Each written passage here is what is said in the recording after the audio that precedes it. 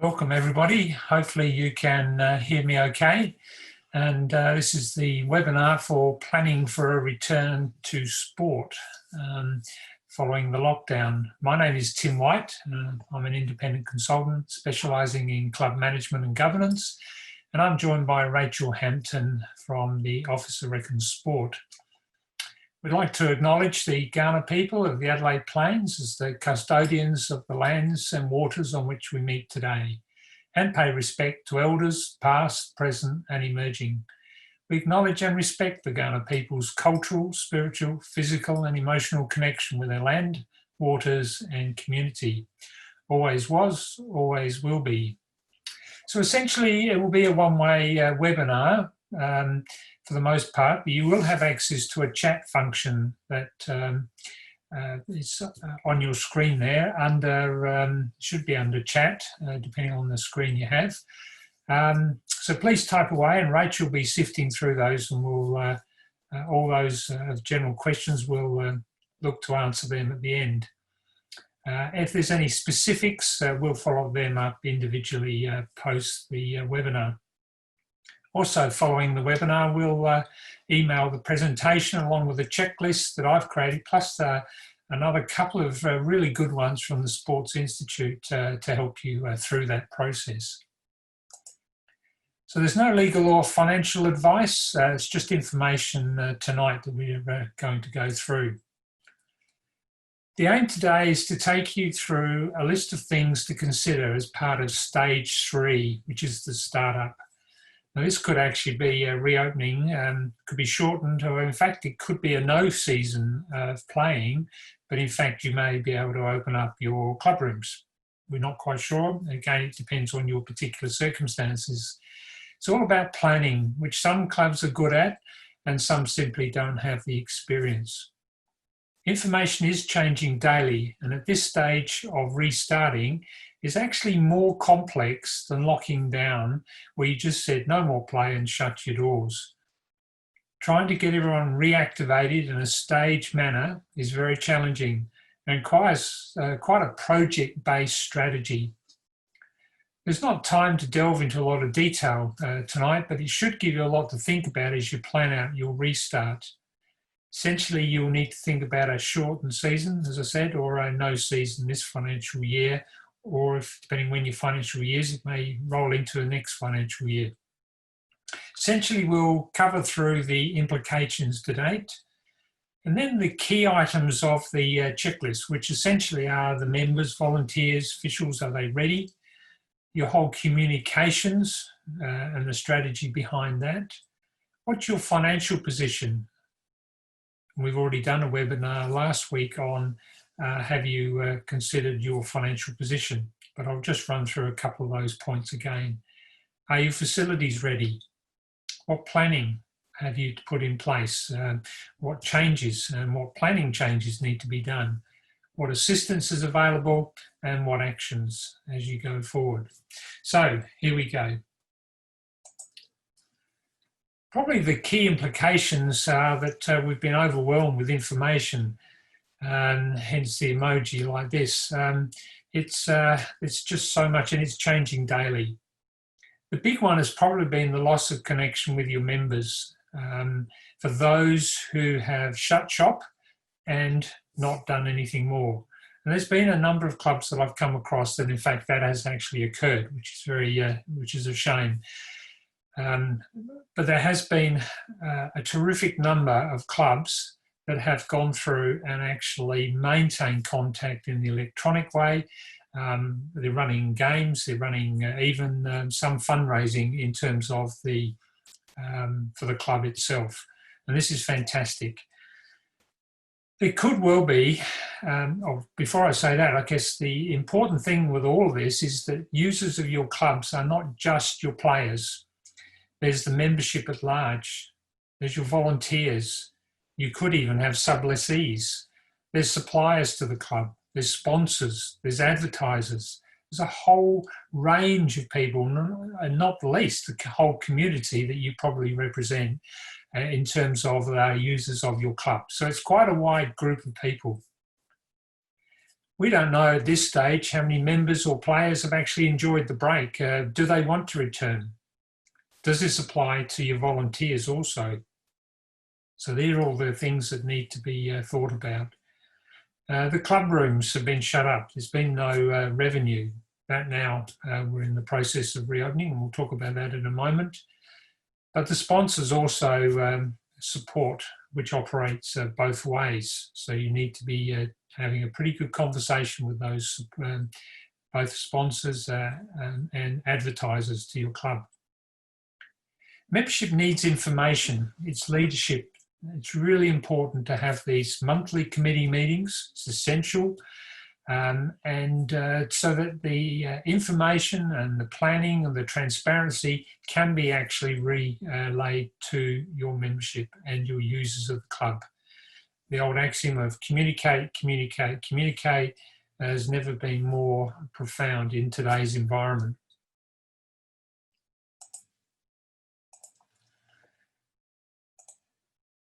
In terms of the members, volunteers, are they ready? Particularly around fitness. Are you players, officials, umpires match ready in terms of fitness? Because this may lead to injury, which is actually a risk management issue for the club. It may have only been 2 or 3 months, but it's amazing how quickly fitness disappears. Volunteers' readiness. Just because they are there, you may need to adjust volunteer job descriptions. You may even need to create new positions. A particular one that many of you would have read about is the need to have a COVID-19 or a COVID-safe officer. They're proposing that most of this time should be, in fact, be the president or the chairperson, but it may well need to be just a responsible officer within the club, such as your public officer, for example. And reporting to this role might need to be a hygiene officer, a physical distancing officer, an attendance records officer. A lot of codes, I know Sandful have said that anyone who attends training or attends the club, we need to have an attendance record of all those people, regardless of whether they may in fact have an app.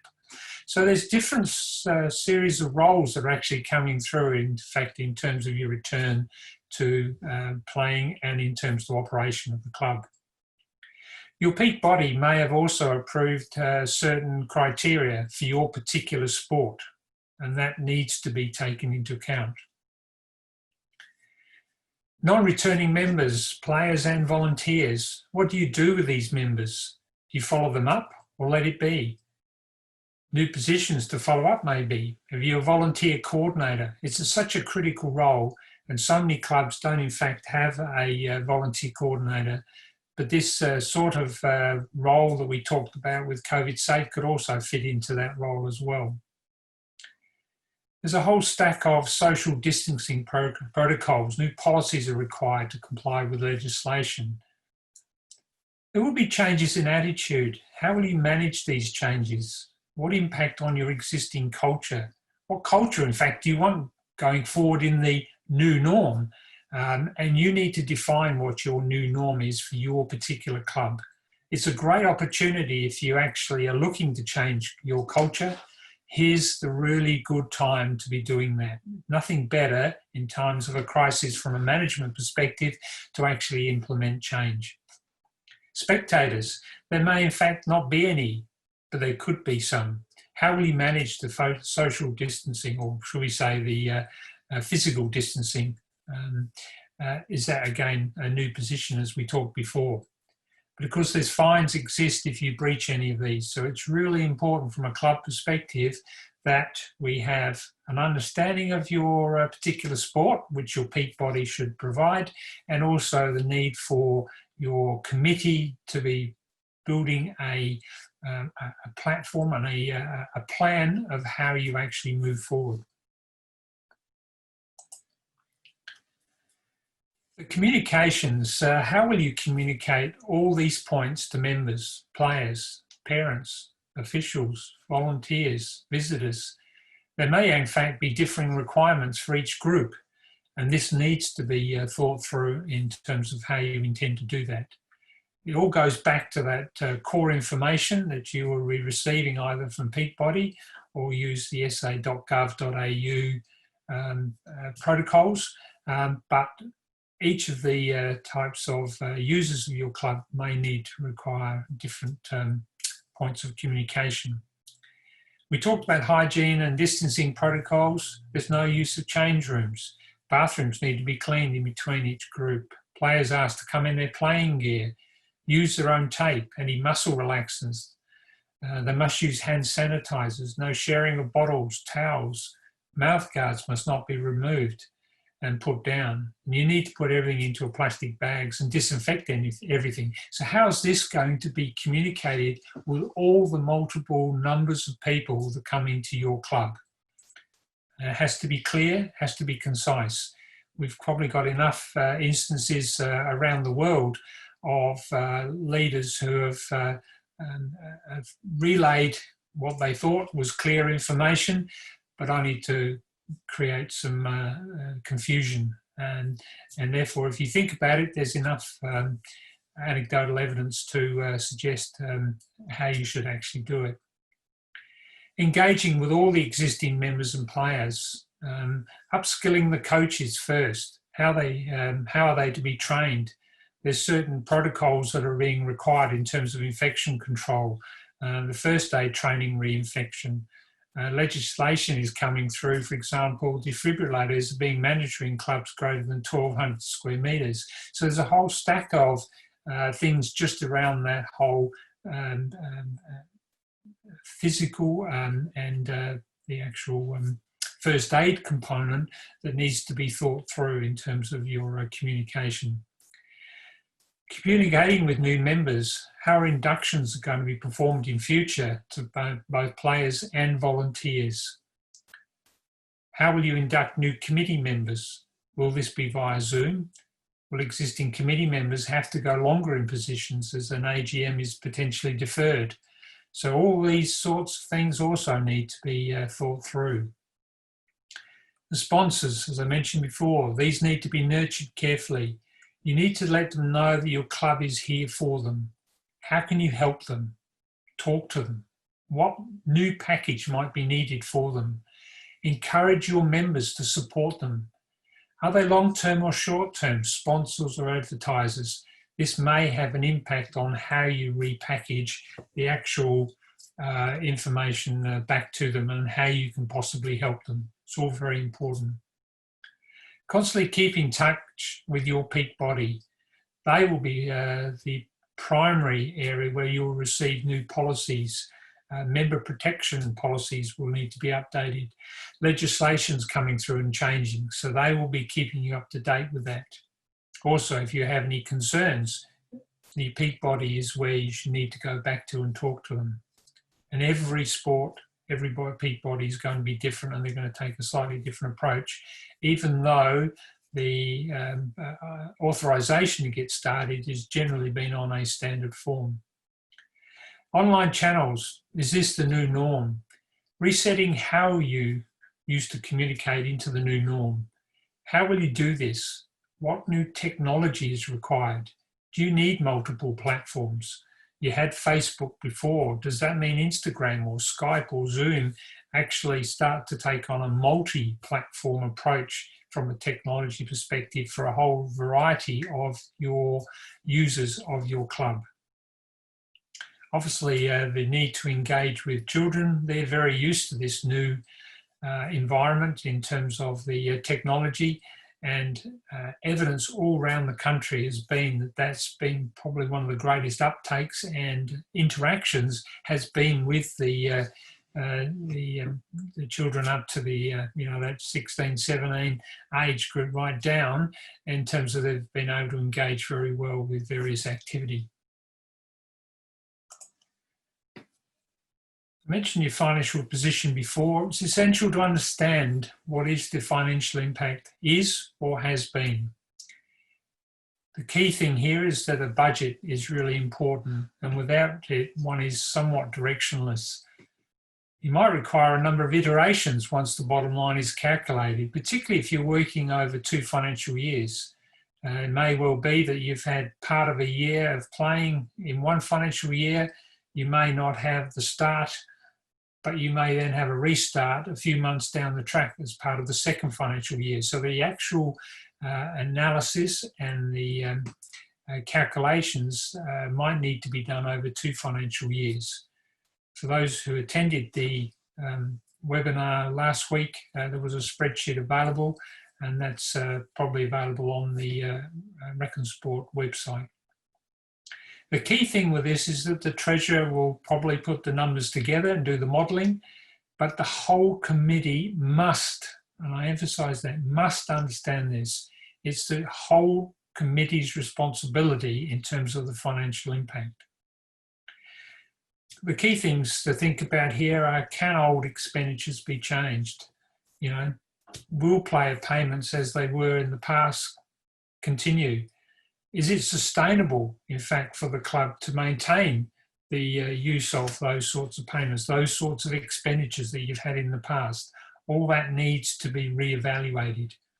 It's a fairly big task to go through and start building new financial models. The other one that's coming through on this is the need for gate takings. Particularly a lot of football clubs, where the gate takings are actually becoming their core income in terms of sustaining a particular home game. Is this sustainable going in the future, particularly if there's obviously no the level of spectators? So therefore, there's a need to rethink and build in more diversification within the club. We talked about sponsors, the importance of short-term and long-term and the financial implications on that. Obviously engaging with members. I've talked before that a lot of clubs are doing online activities, online quizzes to raise money. And that could in fact become the new norm. I'd highlight strongly the going back, if you haven't already done so, and doing that financial calculation, just determining what the bottom line is. That will then suddenly start to put a number on what sort of solutions you need to come up with to meet that particular number. And generally, I haven't seen too many where there hasn't been a shortfall. Clubrooms now open 1st of June. We received the more detail today. Indoor and outdoor dining is allowed with certain maximums. It depends on the areas and spaces you have as to what's allowable.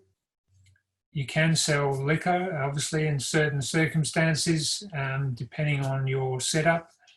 But of course, they can't be at a bar anymore.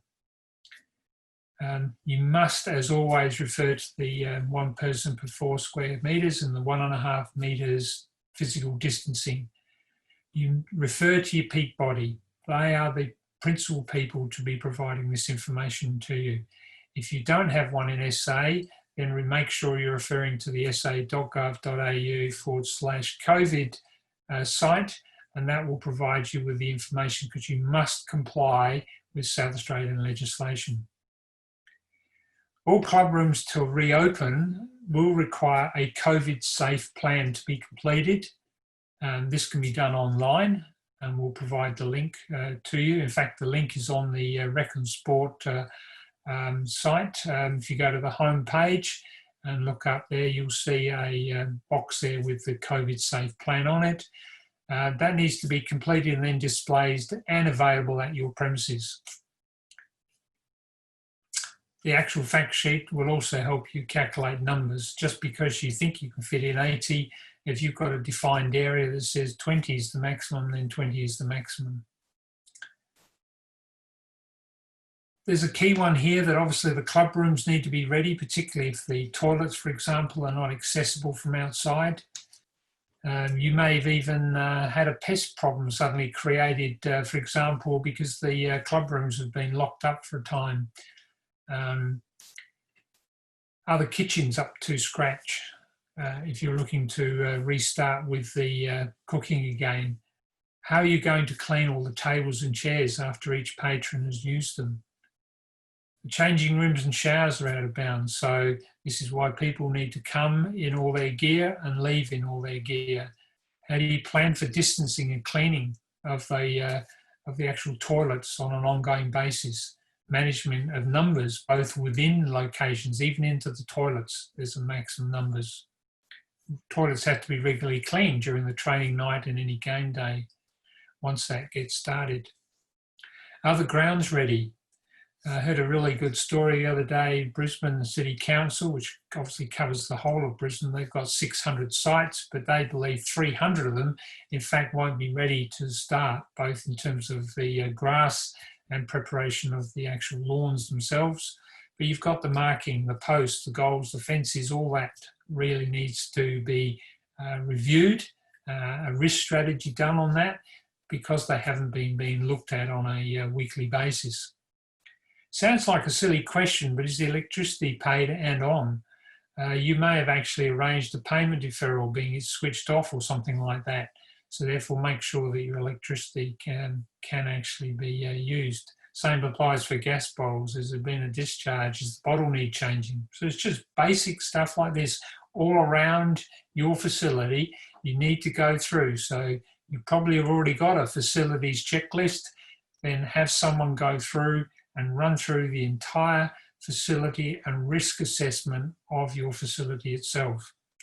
Maintenance needs to be up to date. Even the bar facilities, whilst not being used, may still need to be maintained. So there may need to be quite a significant working fee just to go through, do maintenance, and actually have it ready just from basic equipment. So there's a whole stack of stuff, even from a facilities point of view. All of this actually suggests that for each of the key areas, both communications, both facilities, the financial, and then how the actual people themselves, the volunteers and probably players, there's almost like 5 new positions there need to be created to actually go through and look at the individuals, the individual situations and do risk assessments and see what policies and procedures need to be put in place for each of those areas that I've spoke about. You do need to create this clear plan of what needs to be completed to restart. Responsibility, what time frame, who's going to do it, how's it going to be reported back to the primary committee. Your existing strategic plan might actually require tweaking or overhauling given the very changed environment and rules. Long-term changes and resetting of the norm need to be considered. For example, how the club remains safe, welcoming and well managed, with it all quoted differently. How to ensure sustainability while providing a community-based activity? Can the focus on winning at all costs be maintained?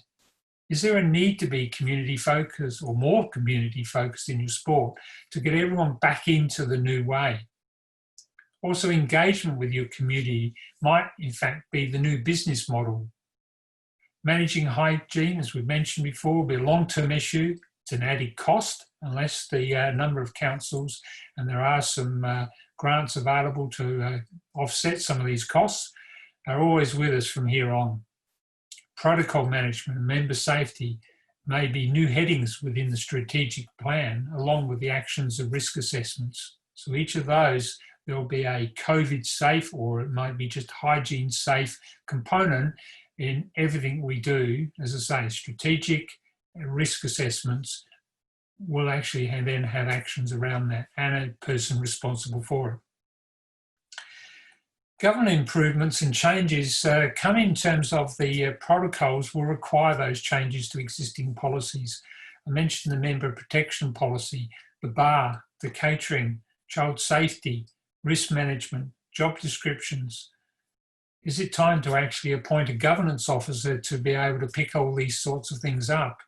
The governance officer doesn't have to actually sit on the committee. It could be a subgroup from somebody that with a capable volunteer who's out in your community. And this is why it's so important to have a volunteer coordinator, because the idea is that they can actually tap in on your community to see who is probably best skilled to take on various roles within your club. The Star Club program is in fact a really good checklist of the documentation you should have as a minimum anyway, and it's a good checklist to use from your governance. An overall risk review is required to satisfy insurers and safety of club users. But there's other points such as beware of groupthink. There may well be a lot of experts at the moment on terms of what should happen. As I mentioned before, appoint a governance officer, COVID safe officer, who then collates all that information. It becomes one source of information to go back to the committee to make information. It's really important that there's no passengers on the committee. Everyone needs to, in this environment, actively participate.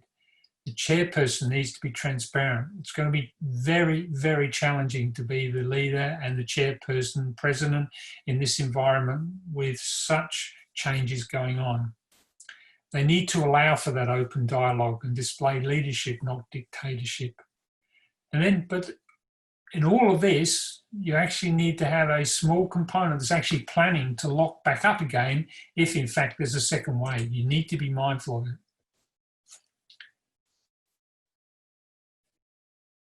Planning or not for your AGM, there is a possibility of deferral up to 6 months, but I would caution, unless your members are sophisticated computer users and you can provide great technology and internet speed, perhaps deferring might be your best option. You can't just limit to 80 people, as that's not constitutional and it's also unjust. Liquor licensing fees have been waived until the next financial year. Sports vouchers don't need to be provided, given back. There's support grants available in a range of different ways, particularly if you need to go back to your local council and talk to them about that. All those with staff have already picked up on the availability of grants and that around staff and maintaining them. Your key area to go for assistance has to be your peak body. It's so important to do that. I mentioned before the Office of Recreation and Sport, their homepage, the data's there. They've altered that homepage so it's easy to find it. If you haven't, if you want additional, then, and also in terms of the legislation that's actually been passed, sa.gov.au is the one source of information. That's where everyone gets it from. Sport SA have got a really good website for highlighting all the grants available. So again, I'd recommend that one. I've put there the link, which you'll see when you get the presentation for the COVID safe plan. You can also go to the Office of Rec and Sport webpage and you'll see there's a safe plan link on that site as well. For those who are regional based, there's your local Star Club officer is a great source of information, so I'd recommend going there as well. So where to from here? It is a real process, and it's at the end, and that's why I've drawn it with a circular there. You'll get information in, you'll make a decision, but that's going to have to be completely and continually recycled because it's changing all the time.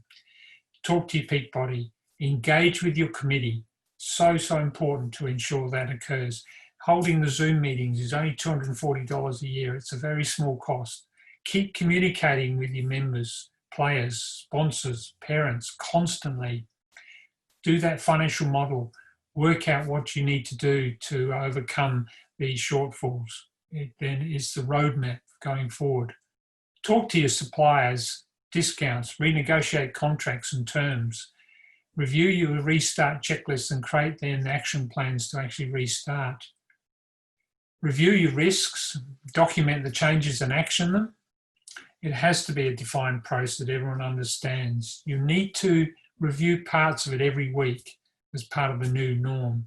And how will you do this potentially can reset your cultural tone of your club. You may wish to change your culture. Here's the opportunity. But at the same time, how well, and we see this in so many different ways, even from a political point of view, how well the committee as the leadership group move through this process, that actually is setting your cultural tone. So thank you for your time tonight. What more information do you like or would like? Rachel's very keen to hear from you in terms of that, and you can respond via the email when she sends the information out to you. Please complete the survey that comes through. We'd love to know how you found the webinar. It allows us to improve delivery and offer additional and directed support to you. So I'm really keen, please, Rachel, to see what questions might be there that we can potentially ask or answer from people that have come through. Yes, thanks, Tim. That was a great presentation. We've only got one question at the moment. What is CBS? Yes, I apologise for that, Kim. Consumer and Business Services. I try not to use acronyms, but just thinking ahead there. My apologies. Yeah, Consumer and Business Services.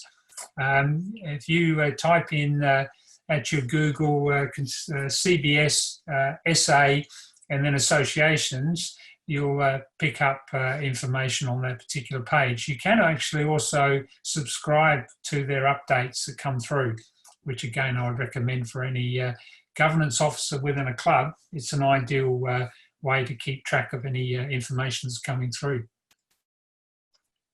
Thanks, Tim. And yes, we have recorded this session as well, and we're in the process of getting out last week's presentation as well. So you'll have them very soon via email with the survey as well. And I think there was one there regarding sports vouchers, and I think the critical thing there is that they don't need to be provided back. I think that's just move on, I think, is the line. Is that correct? With the sports vouchers, yeah. Yes, I haven't heard the latest, but just everything. Yeah. What is it? Yeah, as it is, just continue until further notice. As you mentioned before, you don't need to return the voucher, even if sport's not competition. Cheryl asked a question, I think, but Cheryl, it's come through in a foreign language for some reason or the other. So if you'd like to put that down, that would be really good to answer your question. Yeah, maybe she can text that again. With parents wanting money, we don't actually give the money direct to individuals. It has to go through the club, the sporting club. Now, my understanding is that that is able to be utilised going forward if they haven't already been used in terms of these sports vouchers, so that if they haven't, the club haven't, or you haven't purchased or used it to buy anything, then they can be continue to be utilised. But we'll make a separate note there in terms of actual cash back, because there isn't cash in the first place. It's sort of for club services. So we'll come back on that one.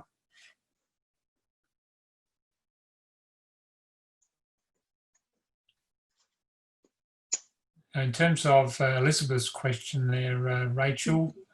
Yeah, I believe so, yes. People won't be penalised if the sport is a shorter season or if it's not continued. So, yeah, I can get back to you on that and confirm that. But I think the key, past. Yeah, I think the key thing is there's not going to be a detailed audit on the sports vouchers that have been issued. That's the correct way of saying it. Sorry, everyone. No, unfortunately, Cheryl, we're getting a scrambled message, unfortunately. I'm not quite sure why, but if you could put your question to Rachel when you receive the email from her, then we'll be able to give you that answer. It's coming through in a scrambled way, unfortunately. I'm sorry. Not quite sure why that is, Rachel. Yeah, no, I haven't experienced that before, but we thank you, Kim. Yes, hopefully we can get Cheryl's question as soon as possible. Were there anyone else, any other questions? Just going to reset the sports voucher. Sports vouchers, I don't believe are being issued at this point in time, but it means that the important thing is that the clubs don't actually have to return them, and individuals don't need to return them, Andrew.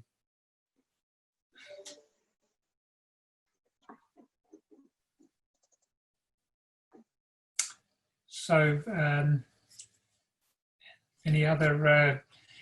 I think the key thing here is that there's, unfortunately, for volunteers, if they weren't under enough stress already, unfortunately, this restart is actually going to be quite challenging. It would be really important to try and find someone in your volunteers' parents who are well versed in project management from a management perspective, and see if you can enlist their support for this short period of time just to help you with building a plan out. It's quite complex. There's a lot of communication, as I mentioned. There's a lot of new things to think about, and it's regrettably very challenging, but at least we can start. That's probably the really positive. Everyone's been fantastic in South Australia, so it means we can start. We can actually start training. And I think they're still looking at some of the games starting towards the end of June, so that's really good. Just a couple comments that have come through. Can a club decide not to restart and go against a peak body? That's a very interesting one, and I don't think it's one I could probably answer other than to say that you would need to have and negotiate with your peak body. Normally the case is that constitutions tend to be entwined with the peak body's constitution, which means that they are issuing the rules for the game and everything else. But a club certainly is independent in that sense, for constitutionally independent as a separate association, so they can certainly not start. But then it's what implications it has with your peak body going forward. Do they would they want to disaffiliate you, for example, if you've if there's some financial support that may have an impact. I agree with you. I understand what you're saying there in terms of lost players and not financially viable.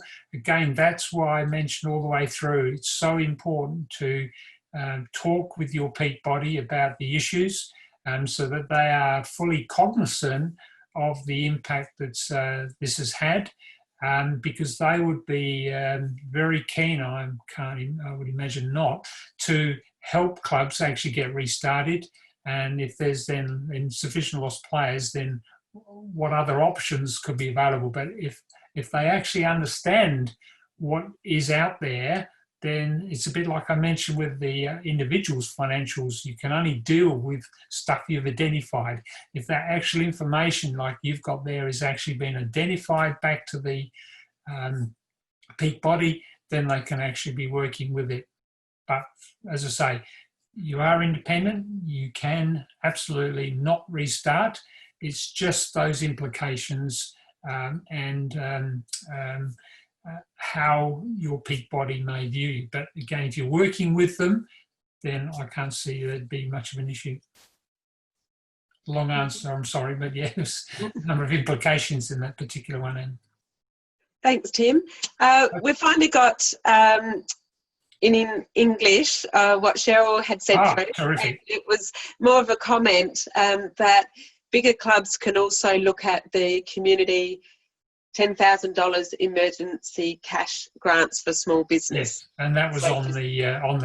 That's right. That's right. Again, it's only for those who've really got staff. Yes. Yeah. Yes. And I know some of the grants that come through have talked about needing to show that you're helping those with disadvantage and the like. That's been a bit tricky, but I think some of that's being worked through in terms of how that can be perhaps more open going forward to help more clubs. And look at the key thing is to go back to your or back to the actual rules. The best link I've seen probably is, I think, on Reckon Sport, the site there, but also Sport SA got the link. If you go back to that and then look at the absolute detail, and it really is quite good because it says what this covers and what it doesn't cover. So again, look in detail on that one. And that's on the COVID-19 package.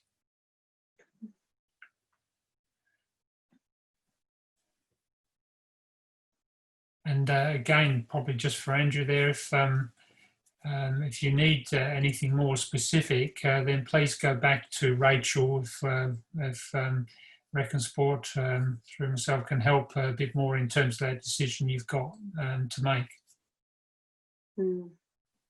I know that's a difficult one, that one for Andrew. Yeah. Are there any other questions? I know we've just probably given you a bit more of a headache, but it's a difficult one. And you may think there's more questions coming up in the next few days when you've had time to digest. So please come back through, Rachel. And definitely when we get the recording up on the website, then you can have another look. And if you've got more questions from that, then just send us an email.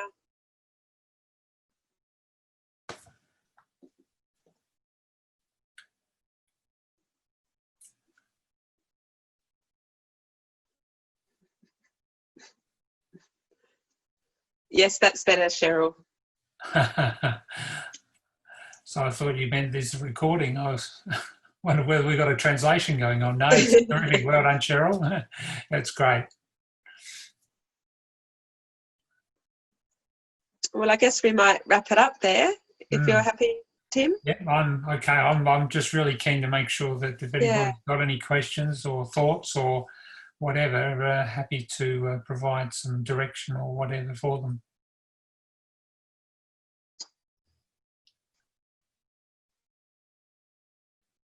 And we do have another session next Wednesday night at 6 o'clock, and that's about governance and the legislative requirements in a crisis. So we've kept the whole series in a crisis. So feel free to log on to that. We've got a few people registered already for that one next week as well. Okay. Oh.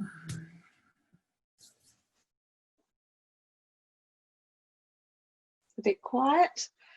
Yeah. I reckon everybody's head's spinning around trying to think of where do we start? Again, go back to that slide just before. You know, that's a bit of a checklist in terms of thinking about where you start. As I mentioned before, it's something you might have to run a whole series of things in parallel, which is really what project management's about. And this is why I said if you've got someone in your club, a parent, for example, that could help you just for a month, just to start on terms of the process. So and again, if you can assign a different person to each of the various streams that you need to think about, it breaks down, as opposed to that one volunteer trying to do everything. This is just too much for one person. It has to be broken down in your club. You have to think about who can we spread this load across. And again, if you know the skill sets, then try and see if you can allocate. As always with volunteers, it's about thinking about how can we make this job easier for a volunteer. I know with my own car club, it's at times you can get inundated. I know the 300 hours I spent building the new database through Tidy HQ, it's a hell of a job, but what it did was saved 100 hours a year for the membership officer. And that's a lot of time for one person to be able to save 100 hours every year in terms of their particular job. So all of this is about spreading the workload, trying to allocate the particular task to an individual who's skilled in that. And there you'll find people who work in policy within in government and local government. They're great for working with in a simple way through the policy area because they're used to that aspect of it. So think about that to break it down, and then you'll get through. But it still needs a master plan. Well, here's all the things, And again, if you refer back to the checklist that Rachel will send out, that will help you immensely, because it's a yes or no. It just gives you a good starting point. Really important to start with that.